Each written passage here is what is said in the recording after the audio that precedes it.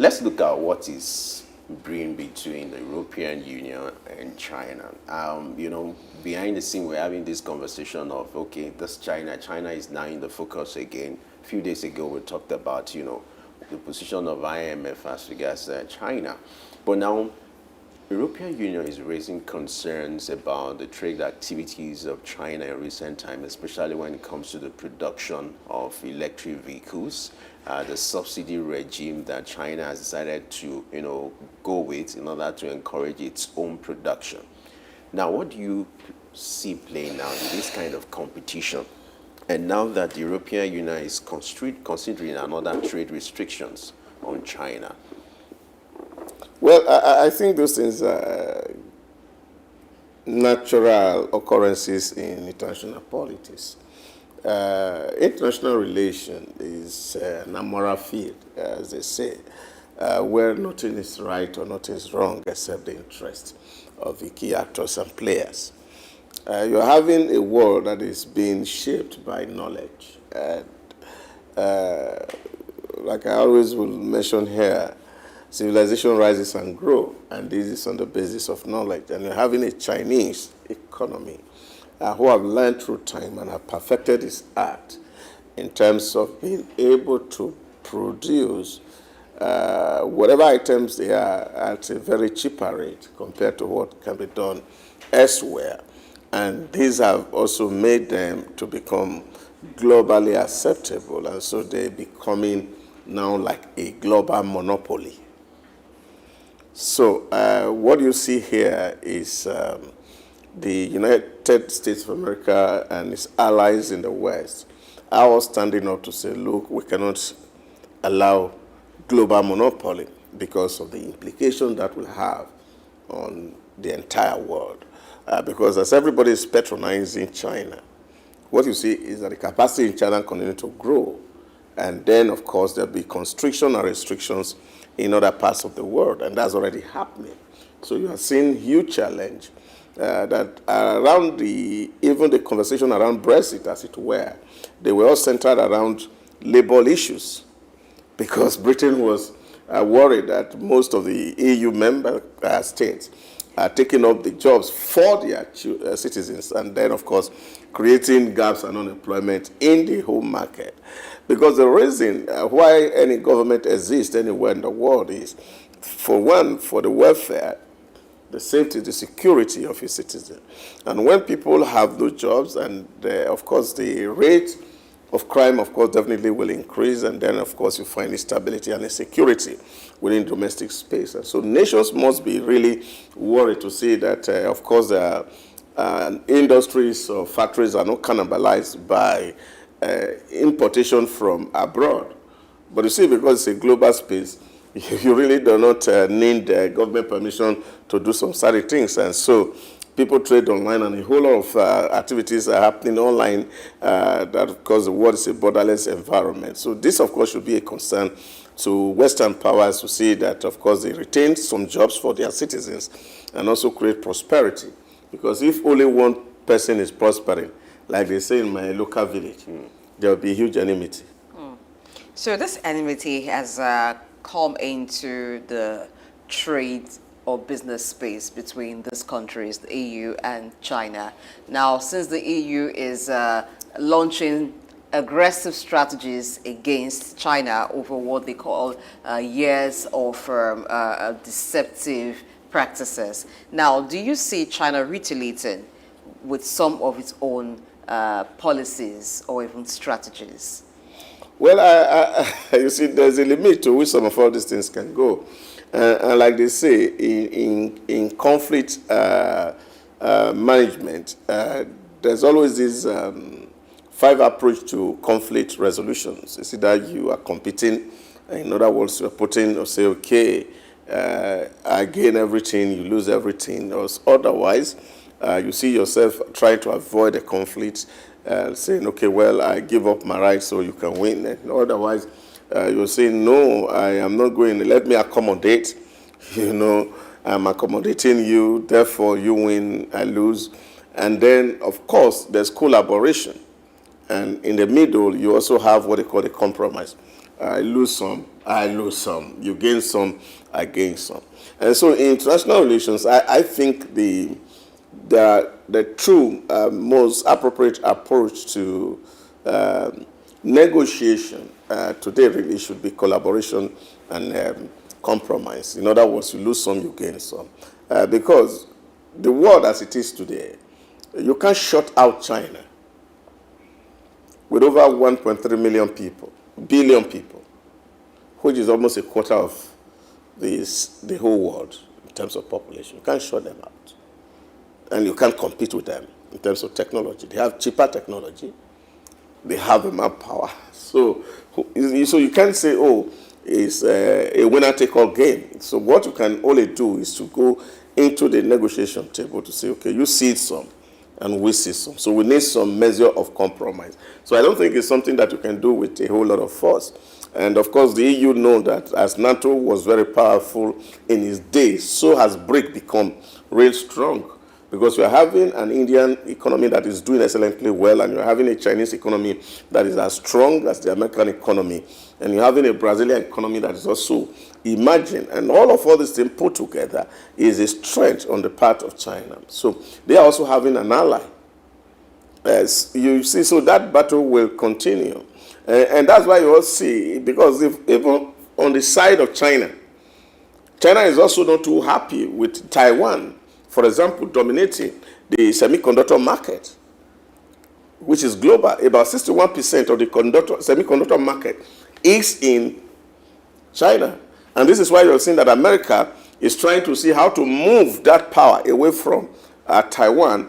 And you're seeing the heavy investment that the American government was making in Arizona on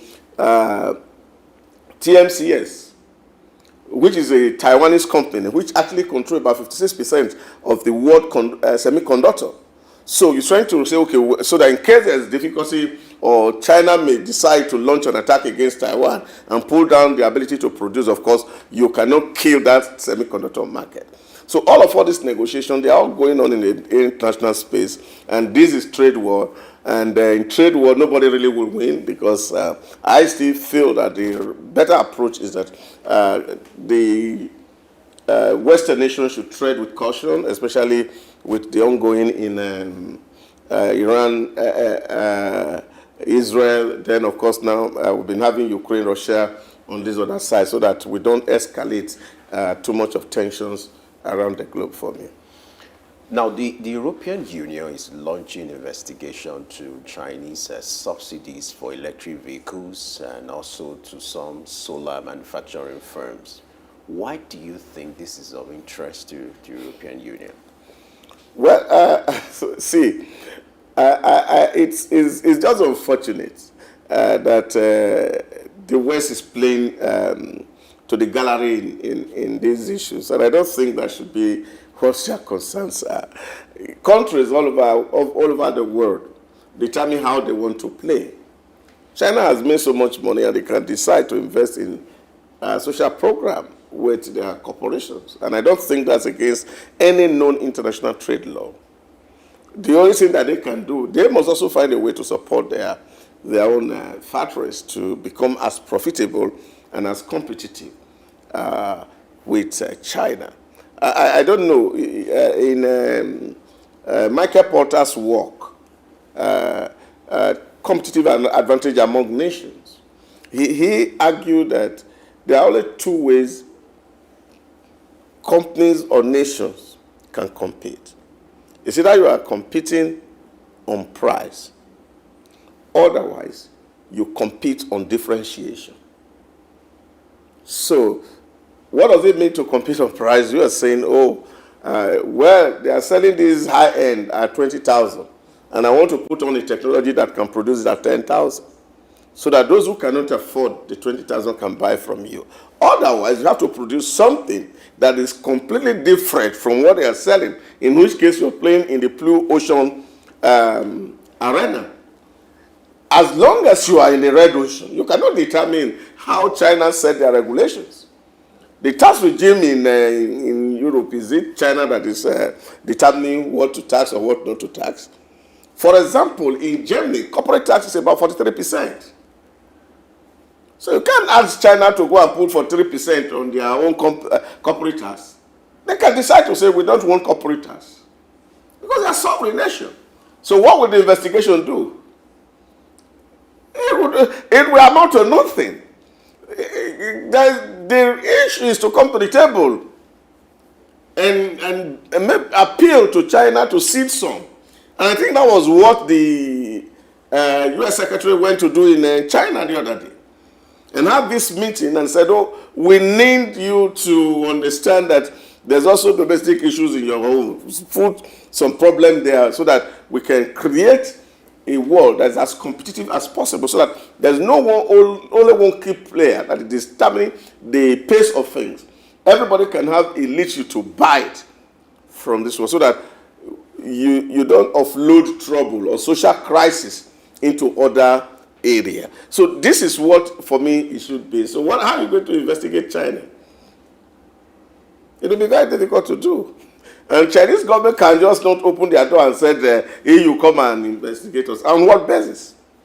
That will be violating the rule of sovereignty. And that does not happen in international relations. So negotiation is what happens in international relations. You sit around table and talk about issues because nations have their sovereignty to protect. So how they deal with their citizens is really none of your business. What's your business to say? How do you negotiate a deal for your own citizens? And that for me is what is important. And I have always argued here that one of the fundamental problems that is in the West as we speak today is the fact that the very principle that built the Western nation, which is the principle of capitalism, where productivity is encouraged and driven, has been somehow bastardized by socializing agents in the West who feels that you have to fund laziness and don't make people to work hard in terms of what they call social benefits or whatever name that it is called. So do you worry about the implication of this strategy on consumers if the EU decides to come up with tariffs and other measures and even China responding accordingly? Would that lead to higher prices for consumers in these areas? Oh, yeah. When two elephants are fighting, the grass suffers. So I've said that over and over. Look at it. If you say you don't want China to trade with your people, then you will produce for them at a very exorbitant price. And even the pressure for you at home will be so huge that you will lose the next election. That's certain. Because look at it, the population of the whole of Europe is about 700 million people. So that's just half of China.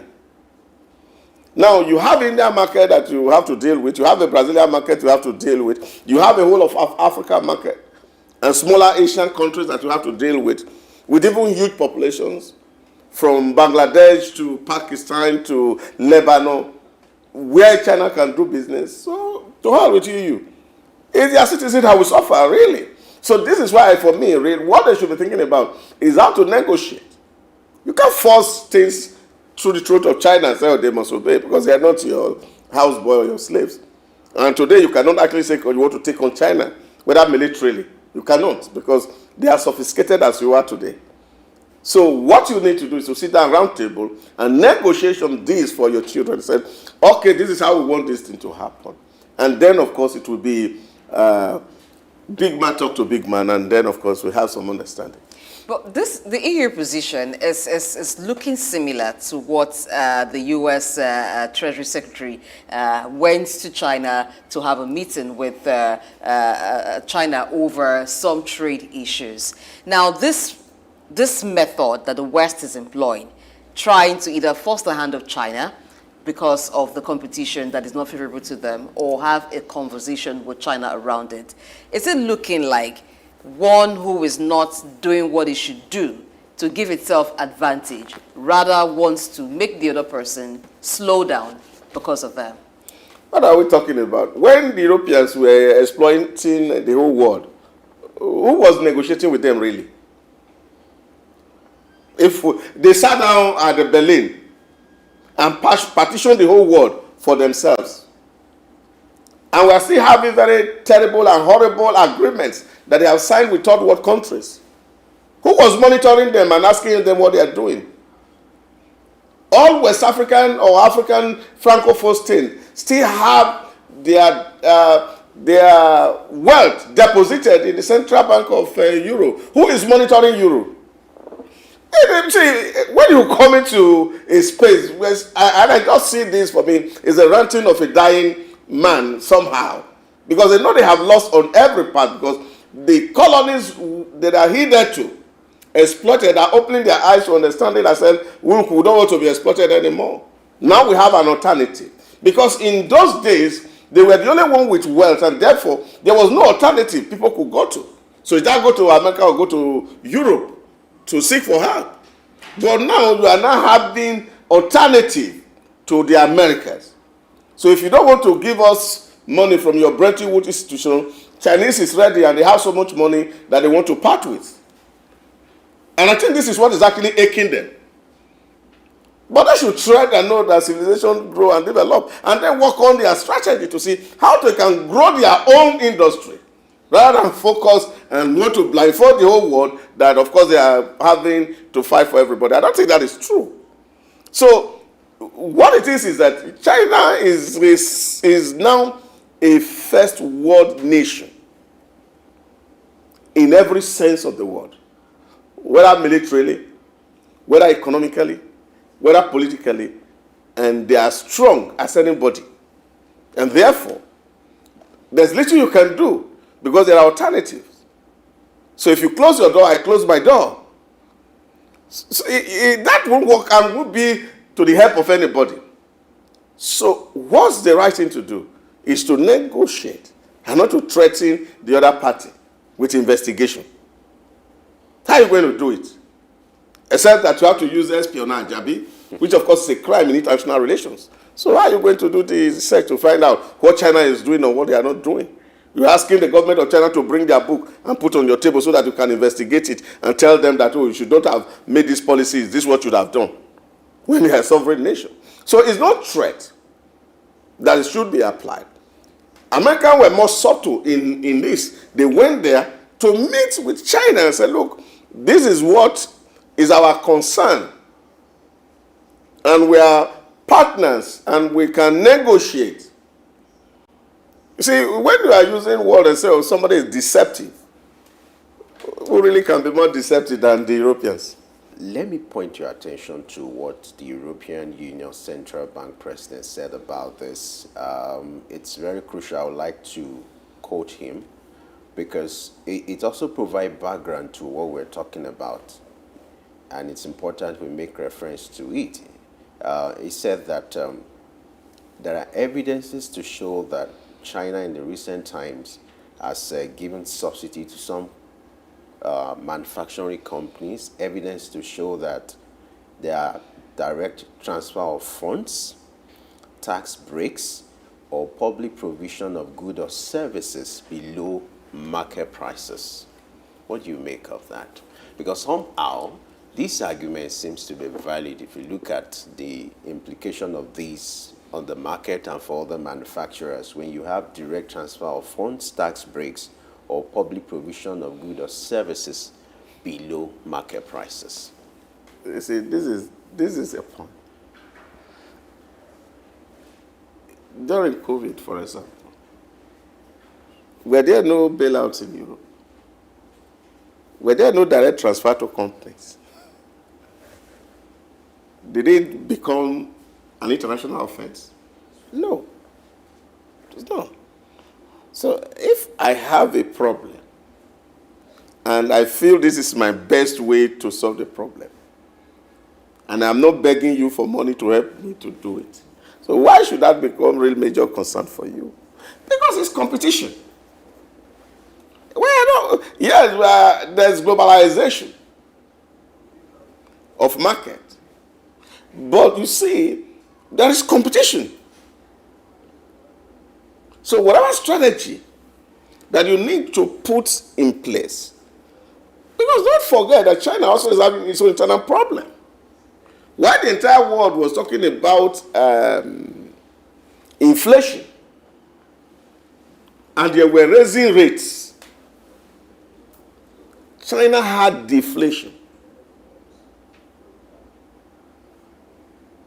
So the Chinese government must find a way to put money in the hands of its citizens. And not fold his hand and allow his factory to close down and create poverty in itself because he want to make Europe happy. That can happen. So globally, you see this happen. You give some people some tax incentive so that they can be able to produce and compete with the market outside. It's competition. So because it's competition, how you compete? My village people says it doesn't matter what tool you use to kill your enemy. What is most important is that the enemy is dead. That's what it is. So you don't need to be looking for things that will make Europeans happy. And then your people are not happy. Because international relation, whether it's international economic relation, international political relation, is an extension of the domestic policy. So we all come into the international space to make our people back home as happy as possible. And that should not be offending the partner elsewhere. So what China is doing is to ensure that its companies are stable and they are balanced. Is there a country in the world who is actually not doing subsidy? So we do subsidy at different levels. Some people say, oh, it's better to subsidize social work. There's a lot of subsidy in Africa. So why are they not coming to Africa and ask government in Africa that, why are you putting subsidy in things that, why are you funding companies? Because they know our company can compete with them. Because they've been a whole real long blackmail, subtle blackmail, even in the Western media, to demonize the Chinese and its facility to the developing world. No, those blackmails have failed because even the developing worlds are now opening their eyes to understand that we have been cheated for so long. And we need to also be able to choose our friend wisely. Not on the basis of what one institution in the West is saying or what they are not saying. Because you'll be hearing all this, to be careful about Chinese loan is going to enslave you. But they have enslaved us physically for over 100 years without reparation. So these are for me the real concerns. So China should be allowed to breathe, as they say. And allow them to do their things their own way without really necessarily having to be threatening that we are going to cut trade. If you cut trade, China will also cut trade. So when you are not having access, then of course you creating a whole lot of tension globally, which of course for me is not needed at the moment. And I feel that negotiation is what is critical in terms of all of this, but not issuing threats to other sovereign nations. Will this affect the financial markets, the stock prices of Chinese companies and all? Do you think this talk or this tough talk of EU will anyway affect what's going on in the financial markets? Well, of course, you see, like they said, once there's a shock elsewhere, and of course you can feel that shock globally. Once companies are threatened somehow, of course, the stake in it, of course, also will be threatened to some large extent. But I don't see it as a major destabilizing force for the capital market globally. All right, let's look at what is playing out in Nigeria. Talking about, the new inflation rate, away from what is happening between the European Union and China, because you've also made your submission and conclusion as regards that. Now, let's come to our space, which is Nigeria now. According to Nigeria Bureau of Statistics, as of March, the new inflation rate is at 33.2%.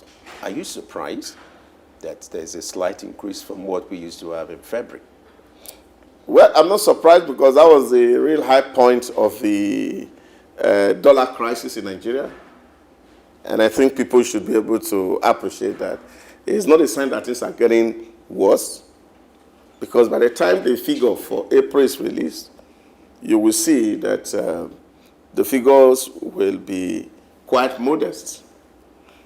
because we cannot overemphasize the dominant role exchange rate plays in the inflation crisis in Nigeria. So as the dollar was soaring, you saw March was really very hectic because we climbed up to about 1,800 at the black market. And so these rates are beginning to come down now.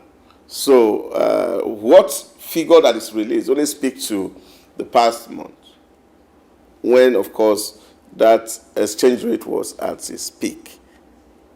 Now, we need to monitor the effect of the reduction of dollars now on the prices of goods and services. And that, of course, definitely will drag down the inflation for the month of April. Maybe we'll be looking at the range of 26. But, of course, we will see inflation continue to go down as dollar prices stabilize. Yesterday it was 1,000 naira at the official window. So that tells you that, of course, a whole lot has happened between 3 weeks ago when CBN took some very difficult stance and ensured that the prices of naira was well priced. And I think that's where we are. Looking at the inflation rate and the exchange rate now currently of the naira to the dollar, even at the parallel market, it is changed at 1,200, which is a lot. No, I don't think that even the parallel markets. In some places yesterday they actually sold at 980. Some people sold at 950. But lower than the official. The rate is closed. The rate is closed the preceding day, and the rate it started was still around that 1,000. So maybe during the course of the day, it drops down. Now, the expectation of Nigerians is that there should be a quick reflection in the prices of goods and services because of how quickly prices jump up when exchange rate goes up. Why does it take quite a longer time for rates to come down as against the way it goes up? Are there human factors? Well, of course, you cannot take away the human factor in all those things. Once price increase, you say, for example, the pump price of petrol increase, the same day you see the woman in the market tells you, oh, they have changed price of petrol. They are quick to effect that positive effect. But when it's coming down, it takes them century to adjust. And I think it's also a function of who we are taking and leveraging every opportunity because people are not too very sure of what is happening again. And that also speaks to the fact that many analysts or naysayers who are also out there and saying this is not real, it's not genuine, government is manipulating the pricing and the rest of it. All those thinking, they are out there. And that, of course, also will condition the way people think, and they are not too sure. And so there's a whole lot of speculation that still will be on, and people are expecting that the thing is still going to go up and all that. And I think that's just human factor dealing with issues of doubt. When you're seeing positive things happen and you're not too sure of the gain, exactly what you're expecting. That said, but I think that we must also be moral enough to see that as prices are coming down and a lot of people said, okay, arguments could also be, we have taken stock already at the old prices, so it's when we finish selling these old prices and we bought at the new market rate, then of course we can also determine what price it is. But in all this, and I think that since we are not running monopoly, you have competition and there's open market, and I think people also should be able to compete. And then you see, if you are not selling more, and you are not making money and your capital is tied down in some products, you may decide to reduce your price so that you can sell. Now, it's also important to know that food inflation also rose to 40% according to NBS, within this period. Will this not further put pressure on Nigerians, talking about survivor and then looking at the cost of living? Well, I think yes and no. Yes, in the sense that, of course, as food prices rises, there'll be a lot of pressure and tensions everywhere. And, of course, the consequences can be really quite devastating.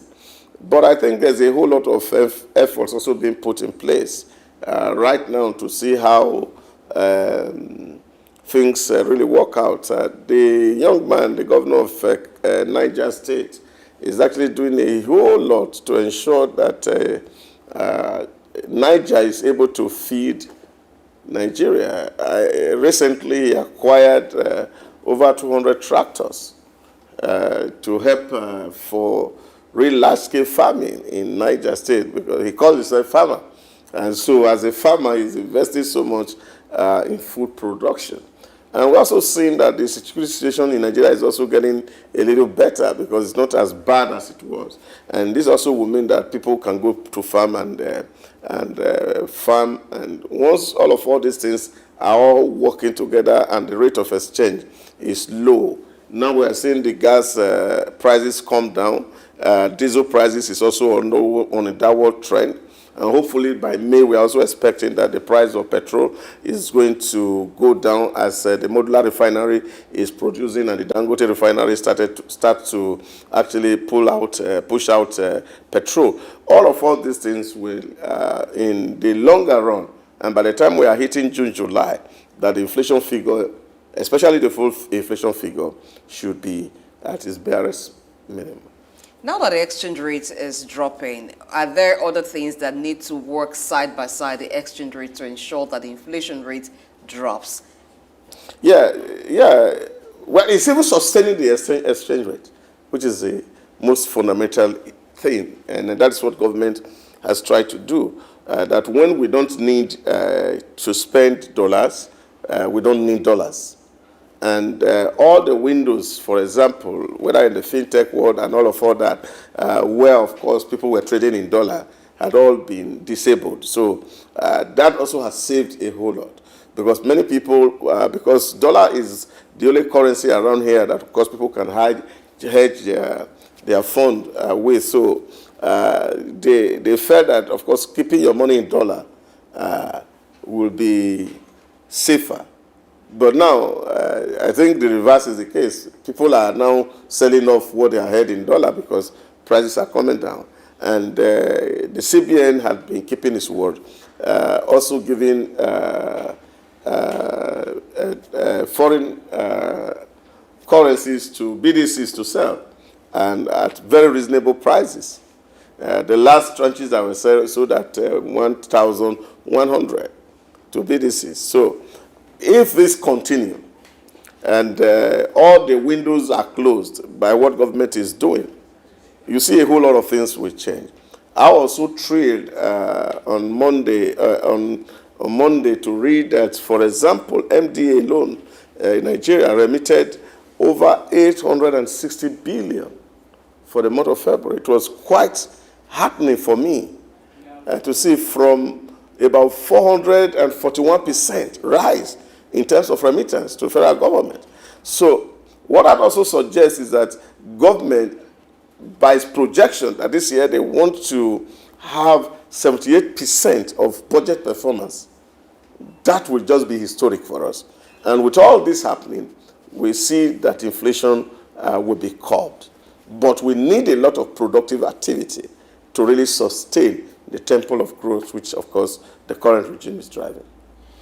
You know, earlier we talked about this practice in Nigeria where if there is hike in prices of goods and services, and after a while people find it difficult to, reduce the price, maybe because they're familiar with, okay, you've been having more profits, and now it's difficult to, change the status quo now.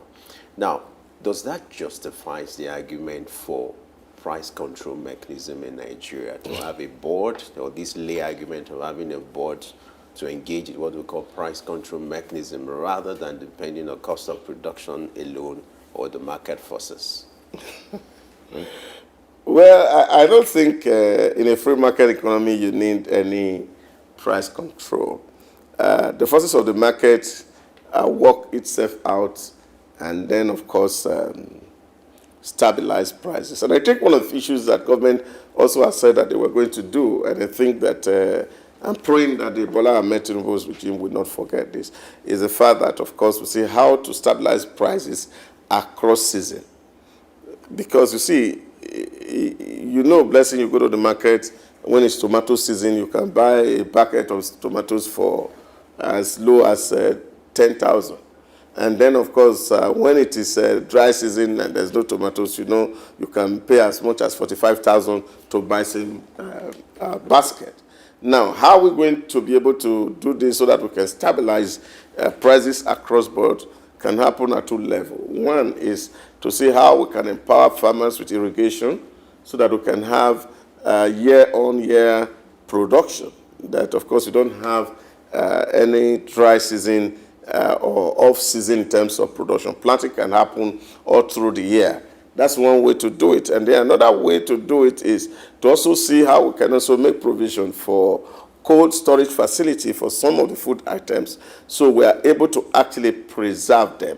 That also will be another measure so that if you have excess, rather than sell them away, you can stabilize price at a certain level, and some of the excesses you can actually keep and sell when, of course, there is the lean period. That happened also. And for yam and things like that also, we must also find a way to see how our research institutes had to work out on the fertilizing ingredients such that we can actually preserve yam.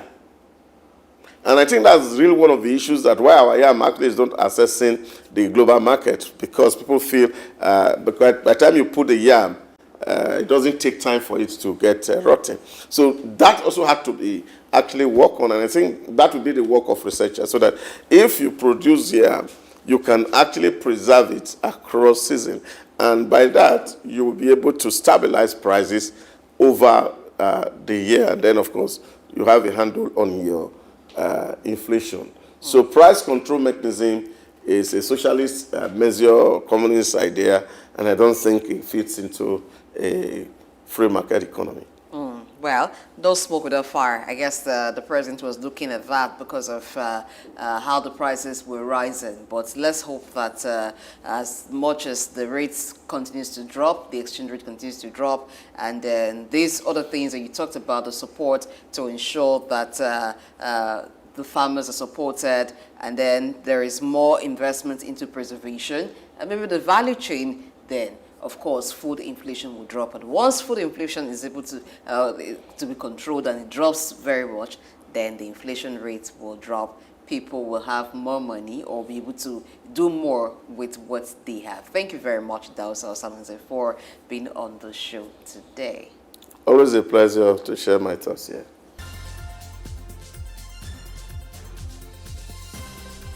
Early exchange, shaping policy, advancing development.